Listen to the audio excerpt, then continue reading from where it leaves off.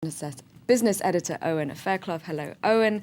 Also joining us today is Frédéric Bonnevet. Hello, Frédéric. You're the managing director of Antera Partners and an associate from the Montaigne Institute. We'll be turning to you in just a moment. First, though, Owen, you have the latest on the markets. Yeah, excuse me. It's not a good start, is it? Asian markets still trading broadly down this Tuesday morning, Claire. It's the habitual problems, lots of Eurozone worries. You can see, though, the Hang Seng just managing to find a few gains in the afternoon trading session there, but nothing spectacular. The Nikkei off by around 0.8%. Just time to tell you one or two earnings. Apple will be reporting earnings later this Tuesday. But Rémy Cointreau, the French liqueur maker, reporting first quarter revenues up 13% to just over €1 billion. I should really have brought a bottle on the set for us, seeing as we have company, but maybe we shouldn't be encouraging breakfast drinking. Frédéric, Rémy Cointreau aside, this has all the hallmarks, this market, of 2011. We get a great first quarter, stocks flying, and then suddenly the Eurozone crisis comes back to bite. It's actually, a repeat performance of 2009 and 2010. It's hard to be optimistic about financial markets right now, since this over-indebtedness crisis is far from being over, and yet we've used much of the ammunition we had to counterattack, since the central banks have done a lot recently with the LTRO, so this refinancing operations from the ECB, and the quantitative easing in the States and in the UK. And on the other hand, deficits have grown to dangerous levels. So I don't see, the stock market reacting to that pretty optimistically in the coming months. Now, even technology titans like Facebook are worrying one or two investors. The social networking site is just weeks away from what could be the biggest ever stock market flotation of its kind. But its latest results raise questions about its staggering valuation, as William Hildebrandt reports. It's the world's largest social network, boasting more than 900 million monthly users. And though Facebook seems unbeatable, it is not invincible. The company's rapid growth could be slowing as it released mixed results. On the plus side, Facebook's revenue jumped 45% from $731 million in last year's first quarter to more than $1 billion this year. And due to increased spending, its net income fell 12%, down from $233 million to $205 million. Boosting staff by 40% is one reason for the extra cost, but it's also taken a hit from its acquisition of Instagram. Facebook bought the popular mobile photo app maker for $1 billion. In mid-May, Facebook is expected to raise at least $5 billion when it floats on the NASDAQ. With the company making the leap from coffee house to Wall Street, investors will determine just how bright its future will be. So that's the situation with Facebook. Are you a Facebook user, Frédéric? I know you're on Twitter. I did find you. Yeah, but I'm not on Facebook yet. No, I need to be encouraged.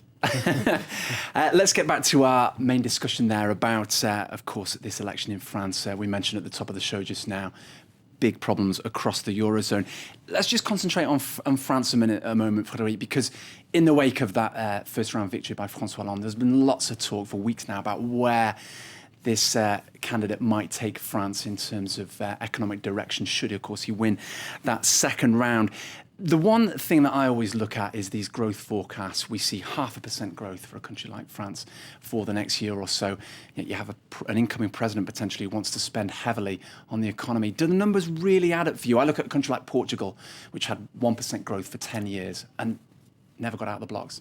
Well, my problem with this is the fact that the scenario on which the programs are built, not only that of François Hollande, but also that of other candidates, are based on overly optimistic and overly positive growth rates, which I believe will never materialize. 2.5% per annum. This sounds just surreal. France finds itself in a very difficult position in terms of finances for three reasons. First, its debt level at 84% of GDP is pretty high, and getting close to that 90% threshold beyond which financing costs historically soar completely out of control. Second, that does not include the social spending that is implicitly linked to the way the government has promised, has pledged the workforce will subsidize them when they retire. And including that amount takes that ratio, that debt ratio, well over the 100% threshold to 350%. And that is pretty close to where Greece was a couple of years ago. And third, France holds a very central position within the Eurozone. If France falls, if French rates follow the footsteps of those of Italy and Spain, say, then the EFSF, the European Financial Stability Facility, will collapse, and so will the monetary union. And I talk to traders now, for example, in London, who say that France is what they call a consensus short, basically betting on France having some kind of sovereign debt problem. We see the borrowing costs are now nearly double that of Germany. Do you think these candidates maybe have just not been, well, I say truthful, but not been realistic enough in their campaign manifestos about France's situation? I guess there are two real challenges for the whoever wins the French election. First is the slashing the social spending and revising completely the social system in France, which is just totally obsolete and completely, overly generous. So this is the first challenge, and thus far, there are clear differences between the two candidates, but we need to go much further. And the second is budget coordination within the Eurozone, and again, this has been completely absent from the debate thus far. So I hope that the coming weeks will bring those two major issues on the table. Now, François Hollande has sold himself as an enemy as what he sees as being out of control finance. Do you think that's been oversold? I mean, he can't really afford to isolate investors, can he? Well, I can only hope that this is pure electoral rhetoric, and it's just not based on solid foundations in which he believes. I mean, this dichotomy that we usually make between the so-called real economy and finance is just an abstraction. There is no real economy without funds, without capital. Capital being one factor of production that's taken some importance recently. So if there's no financing, there's no economic activity. So pointing out that finance is the enemy or so is just complete nonsense to me. Okay, we'll have to leave it there. We're out of time. Frédéric, thanks very much indeed for joining us. Frédéric Bonvet from Anthera Partners and the Institut Montaigne. I think we've just got time to give a couple more of the day's business headlines for you. I think we probably can. We'll just to tell you, the former Prime Minister of Iceland has been found guilty of negligence over the country's banking crash. Geir Haarde had denied 3 charges relating to his handling of the crisis triggered by the subprime disaster of 2008. He was cleared of more serious financial charges and will face no punishment. And the largest institutional shareholder in cable and wireless worldwide is refusing to back a £1 billion takeover offer from Vodafone. Vodafone, the world's largest mobile phone operator, has become the sole bidder for CWW after Tata pulled out. But Orbis Holdings, which owns 20% of CWW, says Vodafone's bid doesn't reflect the value of the company.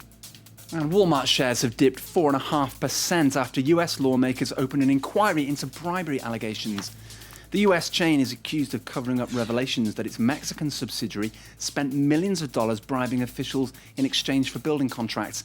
Bribery is punishable with jail under US laws. Walmart says it's determined to get to the bottom of the allegations, first revealed by the New York Times. That's all we've got time for in business. Thanks to you very much, Owen. Now, a quick reminder of our top stories here on Live from Paris.